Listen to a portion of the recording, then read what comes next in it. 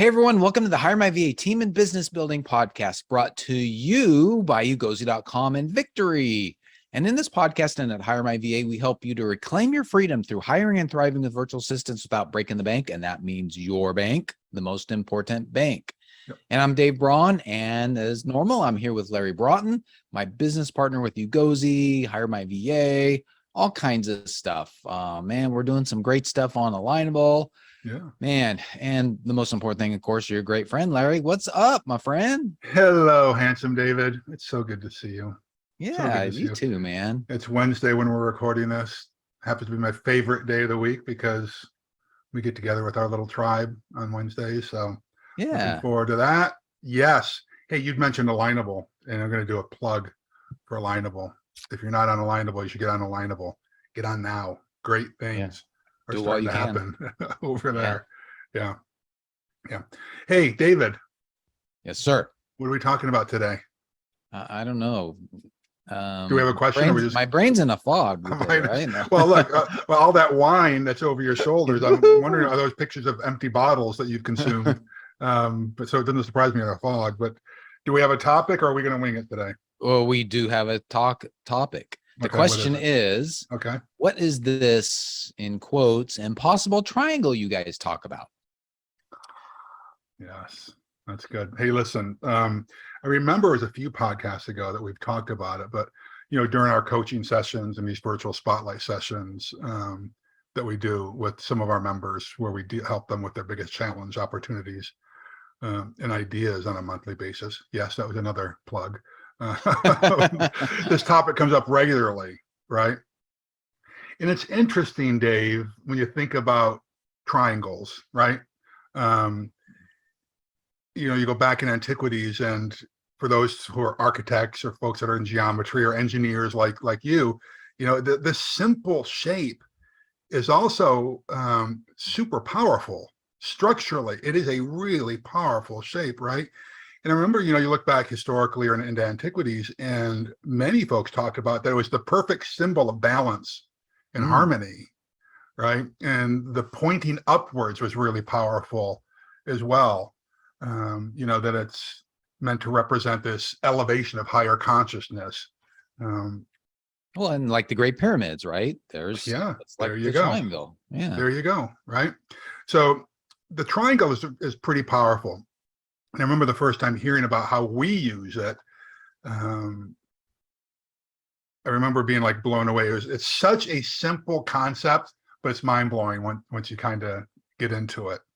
But I'm curious from your perspective as the engineer and the analytic guy, what are your thoughts about these shapes, these triangles, and visually too? It does something with your brain. Go ahead. Well, as the analytic guy, taking my I like this.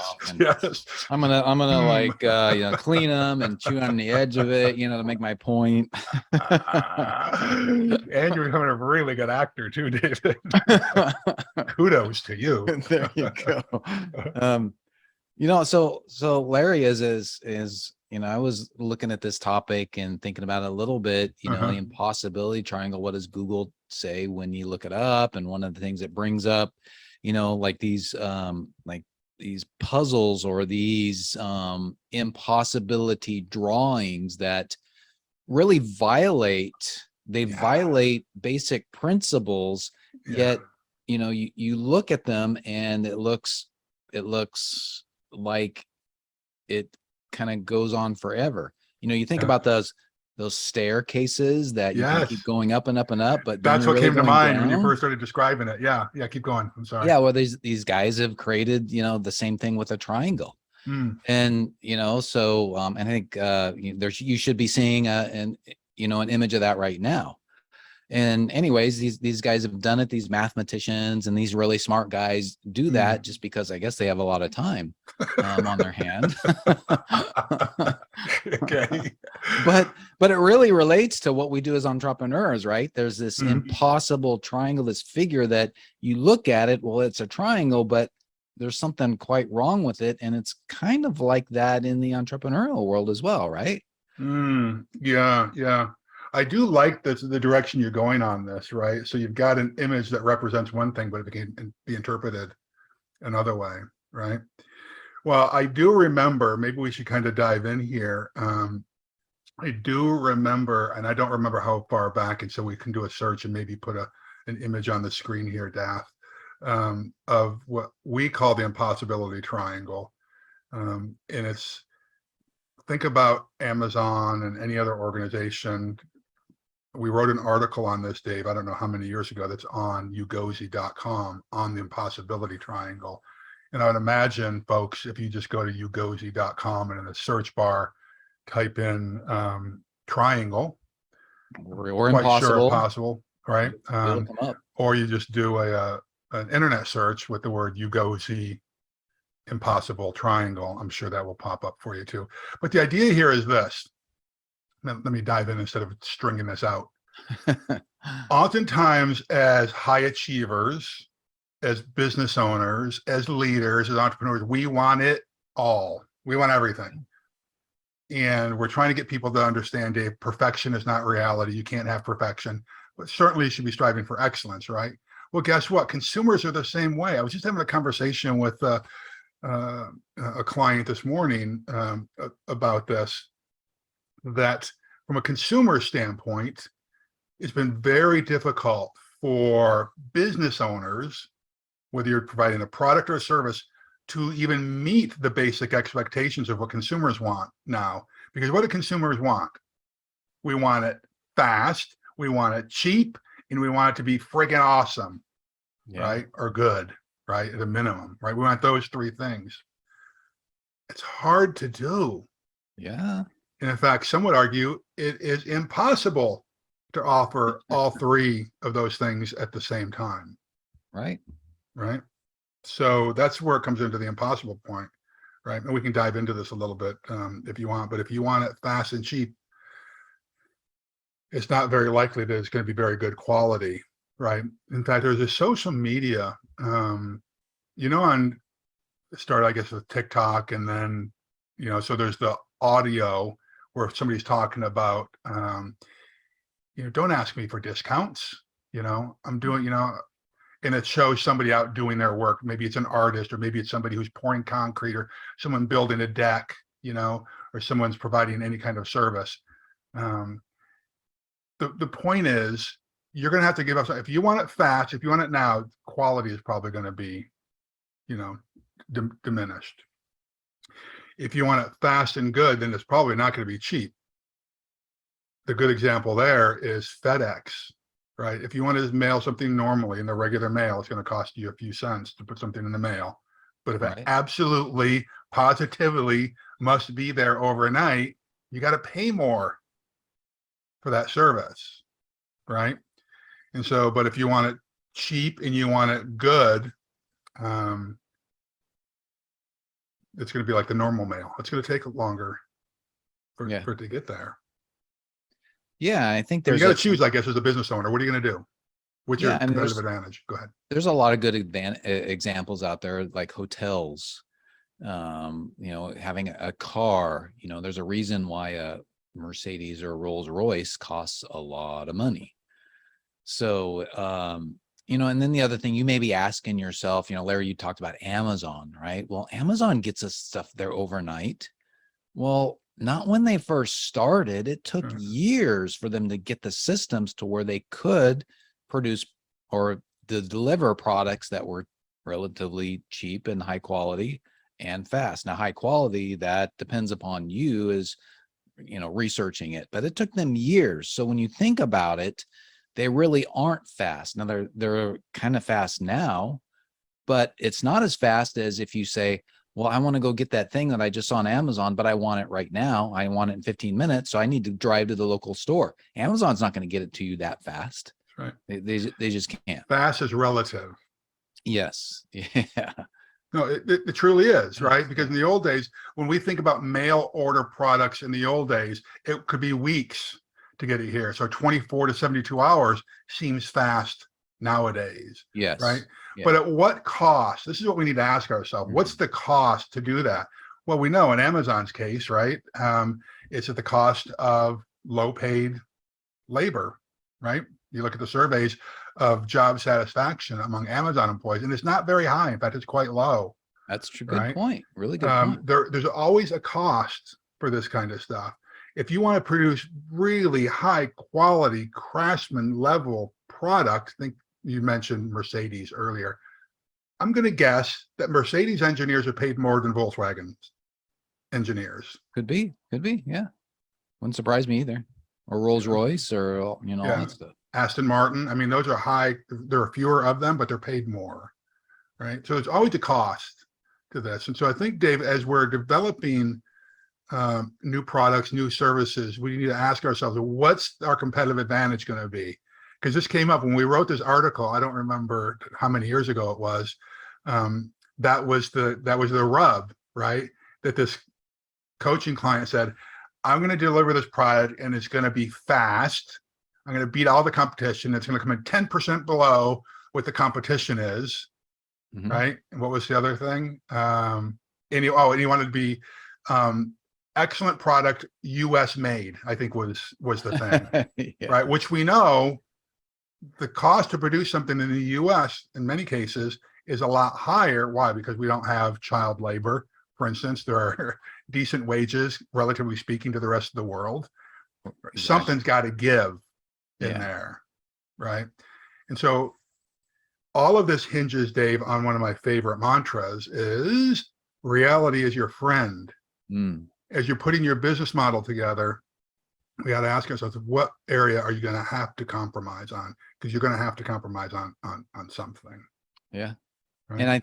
And Larry, I think you bring up the great point is that when you say I have to compromise on something, it's just starting to be aware of that. It's going to be very, very difficult for you to deliver all three of those at a high level, initially.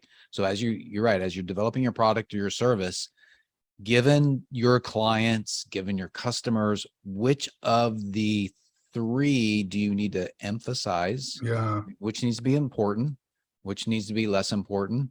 And then the third thing that's important, the other thing that you can do with your clients is, well, maybe the ultimate thing that they want, they want it really fast, but maybe you can compromise a little bit and get 80% of the way there, do an MVP and get 80% of the way there, so you can start getting them some results now, versus waiting for a year until you've got it to where it's cheap, fast, and good. Such a great point. And I want to just talk about MVP. We're not talking about most valuable people, right? And we're not talking about, we're talking about minimum viable product. That's the concept you need to get your brain around, right? In many ways, looking back, the Amazon of old, when they were just selling books, that was their minimum viable product, right? We use the example of Uber, right? There are a lot of examples of, you can start out with a incomplete product as long as you're letting your potential consumers know and the public know, we're not done cooking yet. This is not the final product, but we want your feedback. And because you're an early adopter, you're going to get a discount, blah, blah, blah on this. You're going to pay 10%, like whatever your price value proposition is, right? But we need your feedback. So start with a minimum viable product. And you'll start seeing, once you're actually producing that product or that service, where there are areas where you can streamline to save cost, streamline to add efficiencies, whatever it might be, but you have to start. Because I'm just telling you, we've seen enough business plans, Dave, where the initial business plan versus reality are oftentimes night and day, right? And there's books about this written all day long about getting to plan B, for instance, because oftentimes that first initial plan, doesn't work out. So you got to keep our minds open, right? So there was that concept of the MVP that came to mind. But the other thing is, again, using the Amazon analogy, what do we have to do? We have to start small, dream big, move fast. Yeah. Right. So there's minimum viable product, and that start small, dream big, move fast, or dream big, start small, move fast, whatever one you want to do. But just start. Yeah. Just start. Yeah. There's a couple of examples that we've done lately. Maybe we can talk about those, like HireMyVA, our white glove service. Started with an MVP, getting a couple of beta clients, And we made it inexpensive because we knew that it might be difficult for us to deliver something that's top-notch quality immediately out the gate. Yes. Right. But we chose, when we did this, to err on the side of, when I say error, I mean, we chose to emphasize the quality. Yeah. And we're still doing that because we've raised prices. We're not the cheapest out there, but we're not the most expensive for sure.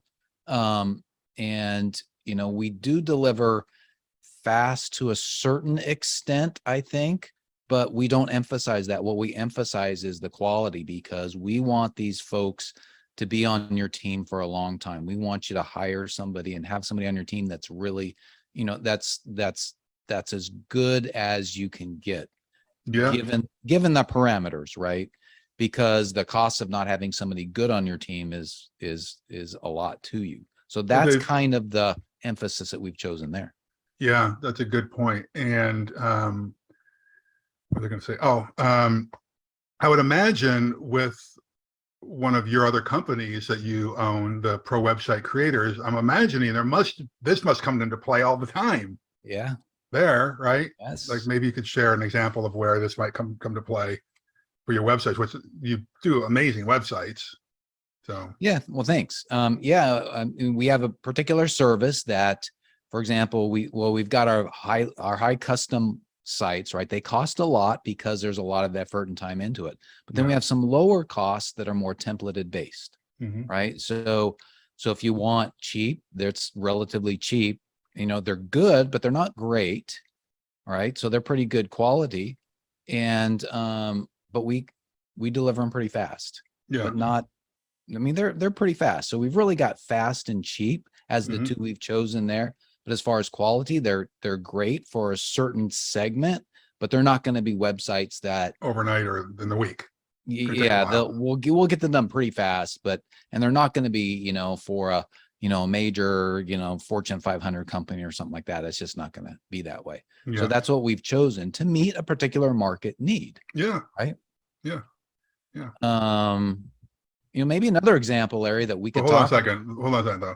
But for most businesses, 80% of the businesses out there that are small businesses, because 80% of small businesses are solopreneurs, could absolutely use your service. Well, right? And that's for that particular service. We developed it for people who are more like starting out. They just need something that looks good, that's up, and you know, that then as they grow in their company, then they can replace it. Sure. Then they can replace it. Okay, good. And maybe another example we could talk about, let's see how this relates, because why don't we talk about our book club? So folks, we've done a book club. We're gonna have to think about this, Larry, on our feet here. Okay. We have a new book club that we just started. We've gone through one session at this point, and you guys want to register, it's ugozi.com/book club, and you'll see all the information there of what books we're going to be going over. And the idea is that we give you the 80-20. You know, you spend an hour and a half with us, you get 80% of the content, of that really important content from a book. Or the teaching points of the value. Yeah. Right. And so go there to register, because it's pretty awesome. But, you know, when we first were thinking about doing this, we were thinking about doing this like 6 months ago, 7 months ago. Right. But we put it off because we wanted it to be high quality. Yes. Out of the gate. Right. Yeah. And it's free. So our choice was cheap, which was free. And that's what it's going to be for you guys. It's free and high quality. But it took us a while to get there. And we had to really figure out, how do we offer 80% of the value of a book to people who haven't even read the book?